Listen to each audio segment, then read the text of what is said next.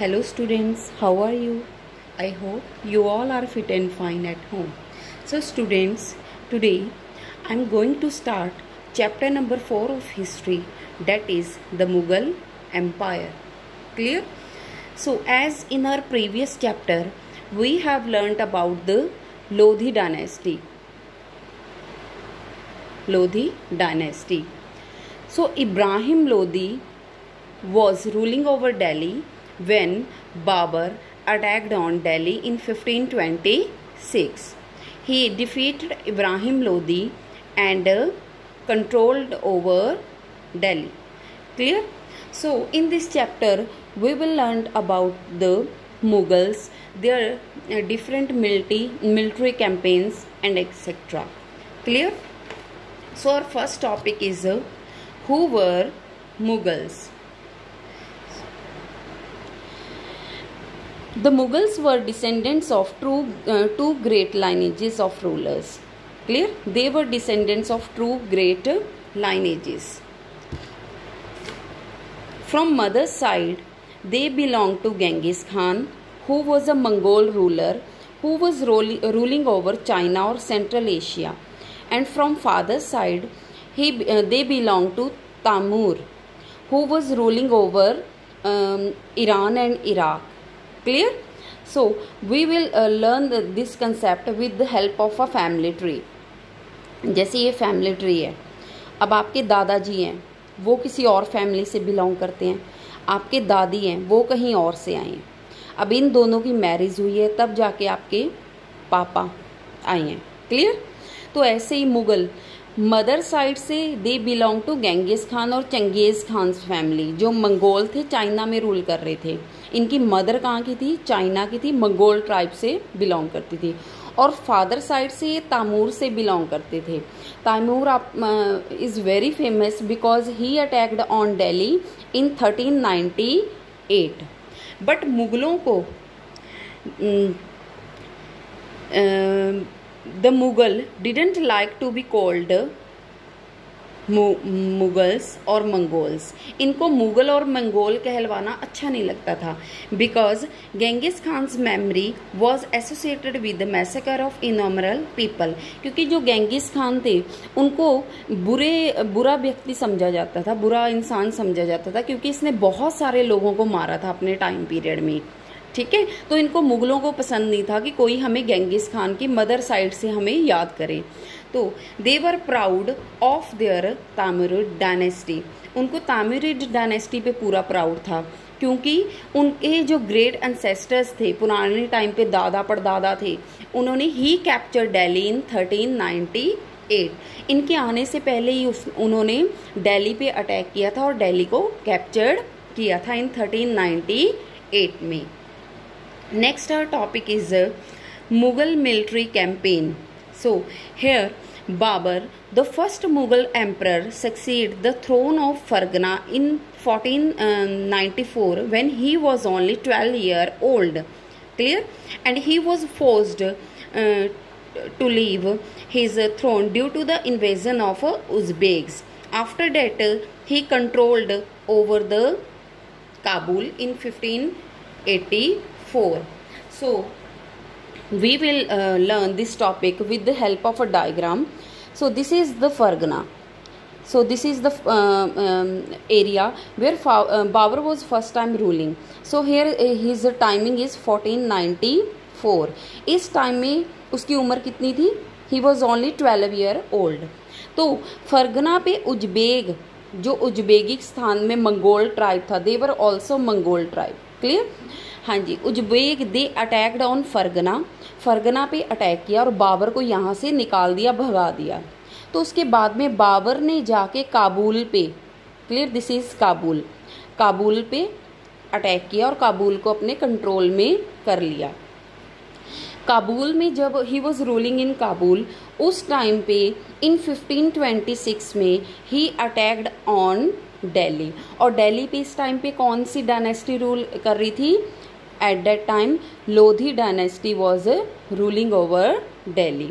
तो लोधी डायनेस्टी का जो रूलर था इब्राहिम लोधी, उसके साथ बाबर की फर्स्ट बैटल ऑफ पानीपत हुई इन 1526, जिसमें उसने इब्राहिम लोधी को हरा दिया और खुद दिल्ली पे कंट्रोल कर लिया।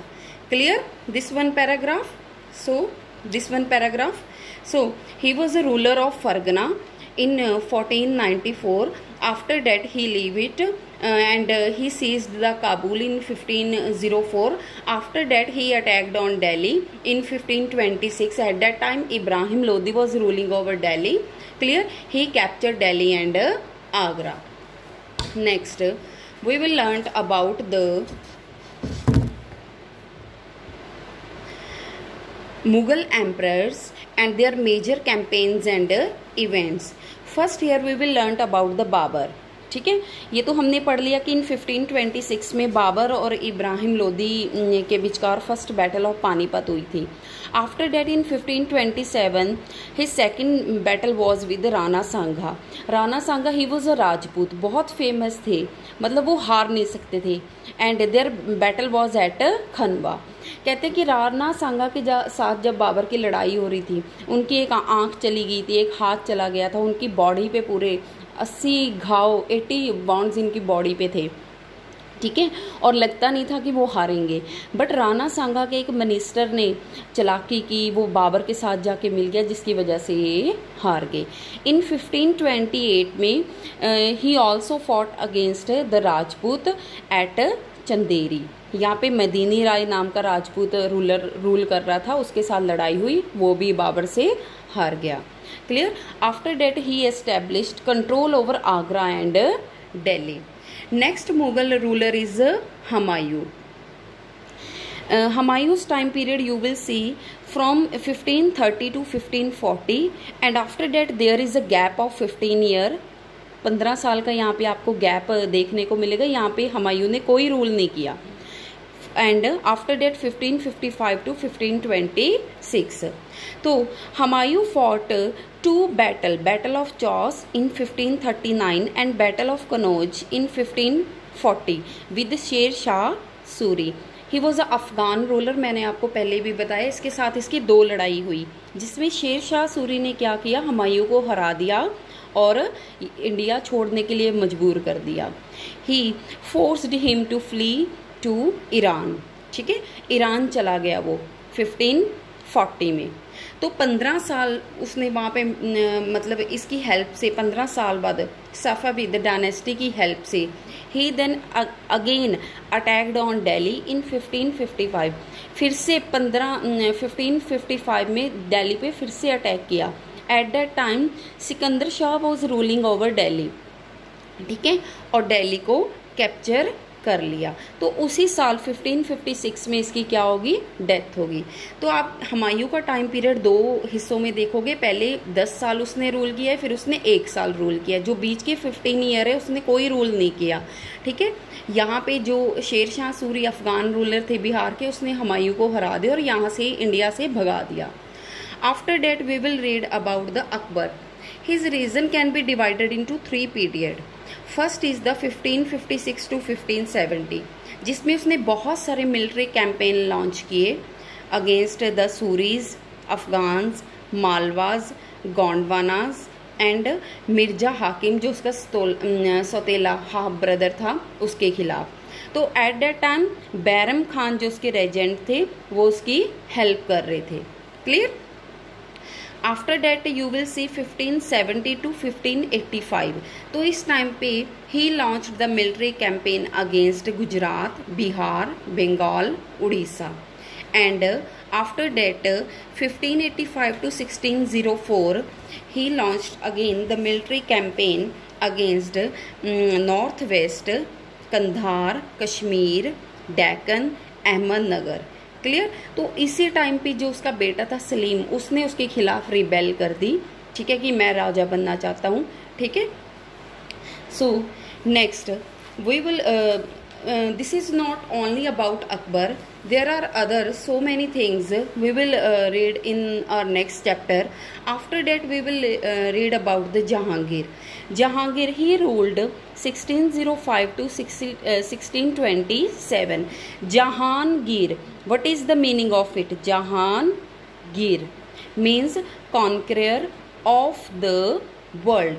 अगर जहांगीर को याद किया जाता है तो हिज रिमेंबर उसको आर्ट की वजह से, डांस की वजह से, पेंटिंग की वजह से याद किया जाता है.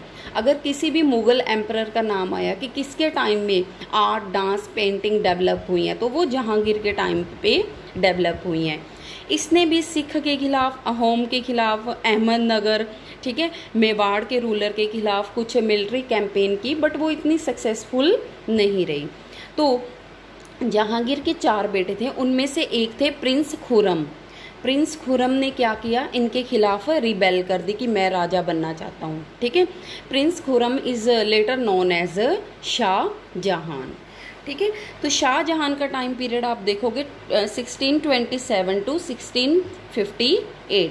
Shahjahan king of the world, he is known as a king of the world.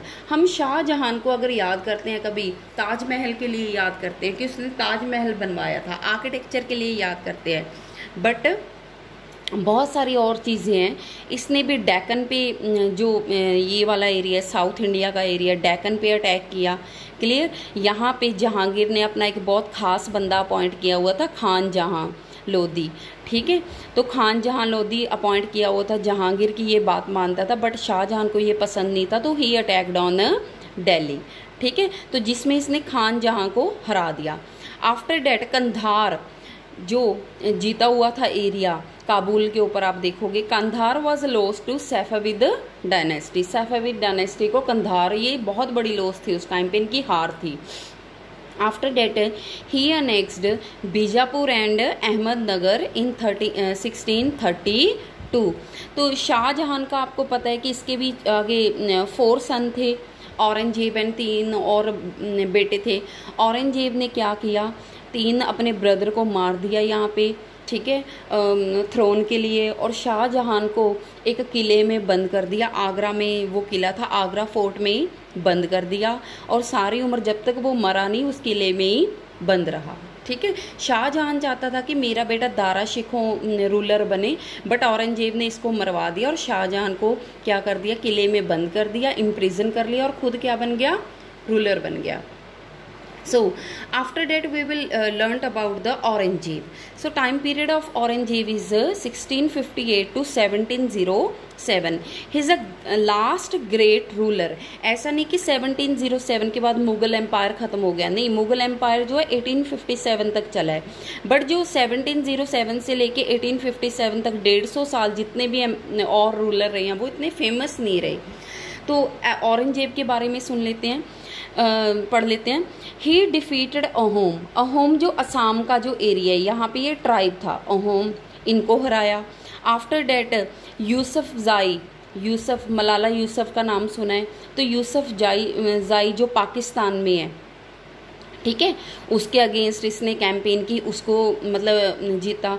After date Sikh के खिलाफ ये लड़ा. इस टाइम पे सिख के कौन गुरु थे, गुरु गोबिंद सिंह जी. इनके साथ इसकी बहुत मतलब कैंपेन इनके खिलाफ रही है, और सिखों ने भी पूरा इनका मुकाबला किया शाहजहां का. And next is the Shivaji जो मराठा थे. शिवाजी और औरंगजेब की लड़ाई क्यों थी, क्योंकि औरंगजेब अपना धर्म, डेट वॉज मुस्लिम धर्म एस्टेब्लिश करना चाहते थे, और शिवाजी हिंदुइज्म को प्रमोट करते थे. तो औरंगजेब की शिवाजी के साथ कभी नहीं बनी, तो मराठा, महाराष्ट्र साइड में शिवाजी इनके खिलाफ लड़ते रहे. And finally he annexed Bijapur in 1685 and after that Golconda in 1687. ठीक है, तो उसी टाइम पे जब वो डेक्कन में लड़ाई लड़ रहे थे, यहाँ पे बीजापुर गोलकुंडा के टाइम पे, तो उसी टाइम पे नॉर्थ इंडिया में सिख, जाट, सतनामीज, ठीक है, इन्होंने मतलब रिवॉल्ट कर दी. तो ईस्ट साइड में, असम वाली साइड में अहोम ने रिवॉल्ट कर दी. तो यहाँ पे महाराष्ट्र में इसी साइड में यहाँ पे मराठा ने शिवाजी इसके औरंगजेब के खिलाफ रिवॉल्ट कर दी। क्लियर। तो मतलब ये है कि ये अपने टाइम पीरियड में हमेशा लड़ते ही रहे, उलझे रहे, क्योंकि इनके टाइम पे जो मुगल एम्पायर है वो इतना ज़्यादा वास्ट हो गया था कि इनको कंट्रोल करना मुश्किल था। अगर ये साउथ में जा रहे थे तो नॉर्थ में कुछ गड़बड़ हो जा रही थी, अगर नॉर्थ में जाते थे तो साउथ में कुछ हो रहा था। Clear. So next our topic is Mughal tradition of succession. अब जो मुगल है वो अपना राजा कैसे चूज करते थे। So in this chapter we read about the 2 type of succession. 2 तरह के सक्सेशन आपको देखने मिलेंगे in this chapter. So first is a primogeniture and second one is a coparcenary. Clear. Primogeniture and coparcenary. So in this primogeniture, eldest son inherited his father's estate। कि अगर किसी के 4 बेटे हैं, ठीक है, तो उनमें से सबसे बड़ा बेटा जो है वो ही अपने फादर की प्रॉपर्टी का, वो ही आगे जाके राजा बनेगा, फादर की प्रॉपर्टी का मालिक बनेगा। बाकी 3 बेटों को और कोई पोर्टफोलियो और कोई डिपार्टमेंट दे दिया जाएगा, तो वो ये एक्सेप्ट करेंगे कि हमारा बड़ा भाई जो है वो ही राजा बनेगा। ये किस सिस्टम में था? प्राइमोजेनिचरी सिस्टम में। कॉपर सैनरी में क्या था? Division of the inheritance take place amongst all the son. ठीक है, ये मुगलों ने ये वाला रूल फॉलो किया है। यहाँ पे क्या था कि अगर 4 बेटे हैं, ठीक है, तो चारों में जितनी भी प्रॉपर्टी है वो इक्वल डिवाइड होगी।